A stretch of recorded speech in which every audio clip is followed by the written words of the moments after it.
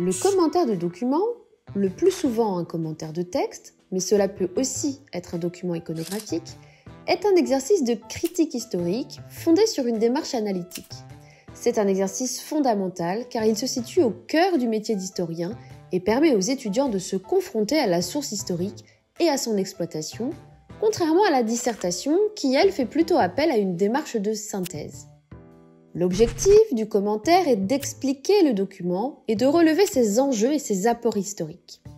Le commentaire a pour but de rendre le document parfaitement compréhensible par quelqu'un qui ne l'aurait pas eu entre les mains ou qui n'aurait aucune connaissance de la période considérée.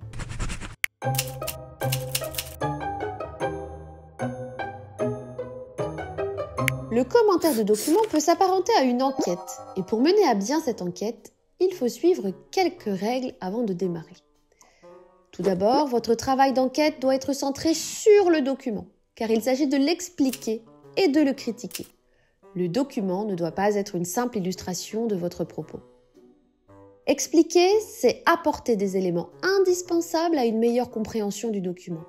Il s'agit alors de définir certains termes, qui ne sont par exemple plus usités aujourd'hui ou dont le sens s'est modifié, de présenter les personnages, les acteurs, les événements évoqués par le document, d'éclairer les sous-entendus, les éléments implicites et même les non-dits. Critiquer, c'est vérifier la qualité des informations fournies par le texte. Sont-elles authentiques, crédibles, cohérentes, objectives ? Et il faut également hiérarchiser les informations, c'est-à-dire aller de l'essentiel à l'anecdote, du véridique à l'inexact. Il est aussi important d'être le plus exhaustif possible, c'est-à-dire qu'il faut traiter tous les passages intéressants et tous les aspects du document. La principale difficulté réside dans le fait qu'il faut éclairer le document avec des connaissances acquises par d'autres moyens, par d'autres documents, par la lecture d'articles, la lecture d'ouvrages, mais aussi grâce à vos cours. Attention, de nombreux étudiants choisissent le commentaire de texte car ils croient, à tort, que cet exercice leur demande moins de connaissances qu'une dissertation. Au contraire, il faut partir avec un bon bagage de connaissances pour mener votre enquête, comprendre le texte, éviter les pièges, c'est-à-dire les contresens ou les mauvaises interprétations. 2 écueils sont d'ailleurs à éviter. Le chemin de la paraphrase, qui consiste à répéter ce qui est dit dans le document avec ses propres mots et en général moins bien que l'auteur. Ou la voie du plaquage de connaissances, ce qu'on appelle aussi la dissertation à propos.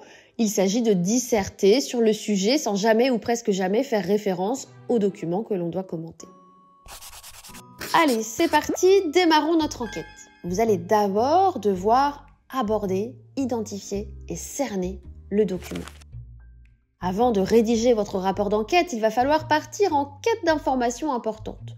Pour cela, commencez par numéroter votre texte de 5 lignes en 5 lignes. Ce système de repérage vous aidera à retrouver les passages qui devront être cités. Ensuite, avant même de lire le document, tentez de repérer les éléments qui pourraient vous aider à le déchiffrer. Le titre, la date, la légende ou encore le nom de l'auteur. Attention cependant au titre choisi, car il n'est pas forcément d'époque et pourrait vous induire en erreur ou vous inciter à restreindre le champ de vos investigations à ce que le titre indique alors qu'il n'y a pas lieu de le faire. Ensuite, lisez une première fois le texte d'un œil naïf en laissant de côté vos connaissances et sans prendre votre crayon. À la fin de cette première lecture, vous devez avoir compris le thème principal.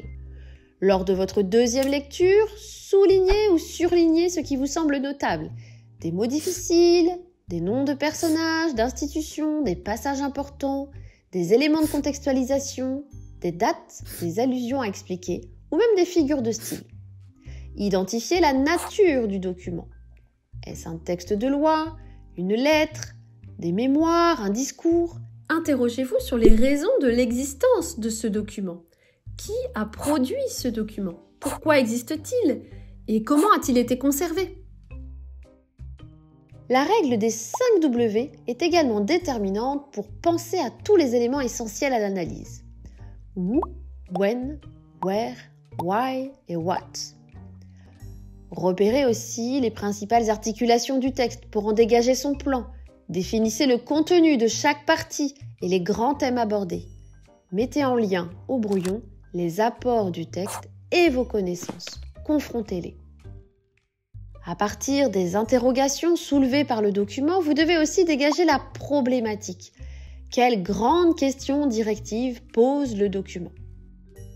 Votre plan doit correspondre à la meilleure façon de répondre à la problématique.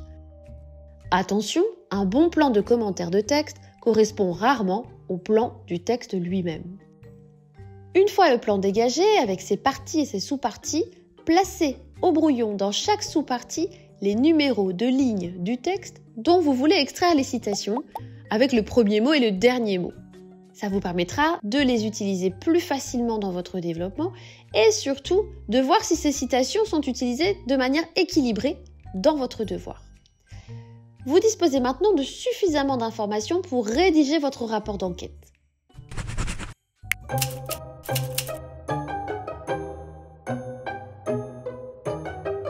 Passons donc à la rédaction de l'introduction qui devra impérativement être rédigée au brouillon. En effet, l'introduction est d'une importance capitale car elle donne un avant-goût de la qualité de votre commentaire. L'introduction doit être composée d'une entrée en matière, d'une accroche, d'une présentation du document. Vous devrez préciser la nature, vous devrez également vous intéresser à son auteur, ils peuvent parfois être plusieurs. Vous développerez uniquement des éléments de la biographie de l'auteur qui peuvent éclairer le texte et qui sont antérieurs au document. Si vous étudiez par exemple le discours du 30 juillet 1885 de Georges Clemenceau, répondant à la Chambre au discours de Jules Ferry sur le colonialisme, il est tout à fait inutile de parler de Georges Clemenceau de la Grande Guerre. Dans tous les cas, la présentation doit être succincte et vous devez expliquer le positionnement politique, philosophique et religieux de cet auteur. Précisez également la date, le lieu et le contexte historique. Le contexte historique doit être éclairé. La rédaction du texte intervient-elle avant ou après les événements évoqués? Vous devez replacer le texte dans son contexte et ne choisir que les événements qui ont un rapport direct avec ce dernier. Ensuite, vous allez préciser le ou les destinataires. Il y a toujours un ou plusieurs destinataires qui justifient la production du texte. S'il est clairement identifié et exclusif, il faut aussi expliquer ses liens avec l'auteur. Ensuite, il faut proposer une analyse sommaire du texte. C'est une des étapes les plus difficiles. Vous devez résumer les idées essentielles développées dans le document sans pour autant en commencer l'analyse. En quelques lignes, vous devez apporter un éclairage sur le thème du document. L'introduction comporte également une problématique qui devra être formulée sous forme de question et l'annonce du plan. Le plan doit être exprimé clairement en évitant les formulations lourdes du type « nous allons nous intéresser dans un premier temps à », dans un second temps, nous allons nous intéresser à. Vous pouvez plutôt privilégier une formule simple comme « tout d'abord »,« ensuite » et « enfin ». Le plan de votre commentaire doit être une analyse construite et progressive du texte qui répond à la problématique que vous avez formulée. Le nombre de parties peut varier en fonction du document, mais ne doit pas en général dépasser le chiffre de 4. Le développement.